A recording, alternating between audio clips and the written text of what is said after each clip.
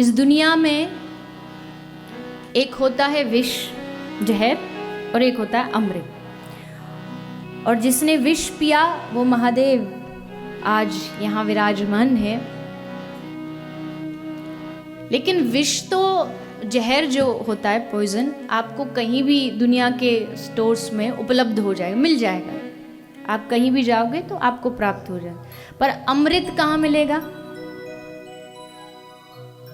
आपने कहीं अमृत देखा है किसी दुकान में, किसी शॉप पर, किसी स्टोर में? देखा है आपने? देखा ही नहीं, पिया भी है। कौन सा अमृत पिया है? तव कथामृतम तप्त जीवनम। भगवान की जो कथा का अमृत है, गोपियाँ कहती है असली जो अमृत है वो तव कथामृतम, तुम्हारी जो कथा है वो अमृत के समान है। कि जो इसका एक बार पान कर ले, उसके पान करने के बाद सदा सदा के लिए अमरत्व को प्राप्त हो जाता, सदा के लिए अमर हो जाता। अमर मतलब शरीर से नहीं, शरीर से तो दुनिया में जो आया है सो जाएगा, राजा रंग फकीर, जाना तो सबको पड़ेगा। लेकिन अमर किस लिए हो जाता है? जैसे उदाहरण के लिए मीरा आज भी अपनी भक्ति से अमर है, ध्रुव आज भी अपनी भक्ति से अमर है, भक्त प्रहलाद आज भी अपनी भक्ति से अमर है। तो वो कथा अमृत जो है, उस अमृत को हम सब यहाँ पीने के लिए बैठे हैं। और इस अमृत को पीना ही हमारा उद्देश्य है कि इस अमृत को पिए और हमारा जीवन एकदम आनंद से भर जाए। सबसे जरूरी, जीवन में सबसे जरूरी मालूम है क्या चीज होती है? सबसे जरूरी चीज होती है फकीरों की मस्ती, एकदम वैराग्य भाव में, कोई किसी से लेना न देना, मगन रहना। और ये सबको प्राप्त नहीं होती। आज आप किसी से भी पूछो, किसी के भी यहाँ लाइन में अगर रेजिडेंशियल एरिया हो ना, मैं पेन पेपर लेकर के जाऊं और मैं एक एक घर की डोरबेल बजा के पूछूं आपको कोई जीवन में दुख है, तो मेरी 10 डायरी भर जाएगी पर लोगों के दुख खत्म नहीं होंगे। एक बार पूछ के देखो आपकी दुख है, तो वो आपको इतने लंबी चौड़ी दुखों की लिस्ट दे देगा कि आपको समझ नहीं आएगा कि इतने दुख है इसके जीवन में। और उसके छोड़ो, हमारे ही जीवन में कितने सारे हो सकते हैं। हमारे ही जीवन में कितने दुखों की लंबी चौड़ी लिस्ट हो सकती है। लेकिन फिर भी उसके बाद भी जिसने उसमें जीना और मस्ती से रहना सीख लिया, तो समझ लो उसने भागवत को जान लिया, उसने भागवत को समझ लिया। जैसे उदाहरण के लिए एक फकीर महात्मा पड़ा था पेड़ के नीचे, एकदम आनंद में मस्ती में सोया था। एक आदमी भागा भागा आया, भागा भागा बोला, अरे महाराज सुनो सुनो सुनो, झोपड़ी में आग लग गई। तो वो फकीर बोला, मुझे क्या?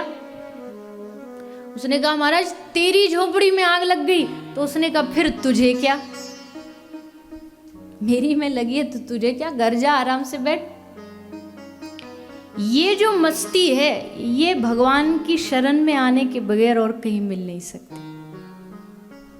ये मस्ती बाबा भोलेनाथ से सीखो, यहाँ विराजमान है। इनके ऊपर कोई पत्र चढ़ा दे तो भी खुश, दूध चढ़ा दे तो भी खुश, जल चढ़ा दे तो भी खुश। जो चढ़ाओ श्रद्धा से स्वीकार कर लेते हैं, एकदम मस्ती में। जो तुम्हारा मन करे वो चढ़ा दो। एक आदमी तो ऐसा, कहानी एक सुनाई जाती है, कथा कोई शास्त्रीय नहीं है, वो शास्त्र में नहीं लिखी, ऐसी ही बताई जाती है कि एक चोर चोरी कर रहा था। तो ढूंढते ढूंढते उसने सोचा कहाँ जाऊँ कहाँ जाऊँ। तो एक शिव जी का शिवालय था, तो उसमें घुस गया। तो उसने देखा कि ये तो शिवालय है, यहाँ क्या मिलेगा? राम जी के मंदिर में फिर भी थोड़ा बहुत, एटलीस्ट गोल्ड नहीं तो थोड़ा बहुत पीतल चांदी कुछ तो मिल जाए। कन्हैया की शायद चांदी की बांसुरी मिल जाती, पर इनके मंदिर में क्या मिलेगा? उसने सोचा क्या करूं। तो भोलेनाथ जी के ऊपर एक पीतल की घंटी लटकी थी, पीतल की घंटी लटकी हुई थी। वो चोर आया और आकर के उस घंटी को उतारने लगा। अब उतारने के लिए ट्राई कर रहा है, अब इधर उधर देखा तो कोई चीज़ मिली नहीं। तो भोलेनाथ जी के ऊपर खड़ा होकर घंटी उतारने लगा। तो तो ये देख के भोलेनाथ जी प्रकट हो गए। जैसे प्रकट हुए तो वो घबराया, उसे लगा कि जो तीसरी वाली आंख है वो मेरे ही ऊपर खुलेगी अभी, तू गया। लेकिन जैसे भोलेनाथ जी प्रकट हुए तो भोलेनाथ जी ने उसको अपने हृदय से लगा लिया, गले से लगा लिया। मैं तुझ पे बड़ा खुश हूं। उसने कहा खुश हूं? खुश वाला काम मैंने ऐसा कौन सा कर दिया? बोले दुनिया आती है, कोई मुझ पे बेलपत्र चढ़ाता है, कोई दूध चढ़ाता है, कोई जल चढ़ाता है, पर तू पहला इंसान है कि तू पूरा की पूरा चढ़ गया कि लो मैं तुम्हारा, त्वमेव माता च पिता, तो मैं सब कुछ मेरा तुम्हारा, लो चढ़ा दी। अब इसका मतलब ये नहीं कि ये काम कोई और कहीं कॉपी करके ट्राई करे, तो भयानक अपराध हो जाएगा, ऐसा होता नहीं। बस उसको भोलेनाथ जी को अच्छा लगा कि देखो ये मेरे ऊपर सब कुछ समर्पित कर दिया इसने, कितनी अच्छी बात है। ऐसे भोले भंडारी भोलेनाथ जी। वैष्णवा नाम यथा शंभो, वैष्णवों में अगर सबसे कोई अग्रगण्य है तो वह भगवान भोलेनाथ है। जितने भी भगवान कृष्ण के अवतार हुए, चाहे वो राम अवतार में आए, कृष्ण अवतार में आए, ये जरूर पहुंचे दर्शन करने के लिए। और ये भी पक्की बात है कि जितने भी अवतार में दर्शन करने पहुंचे, इनको दर्शन करने नहीं दिए गए।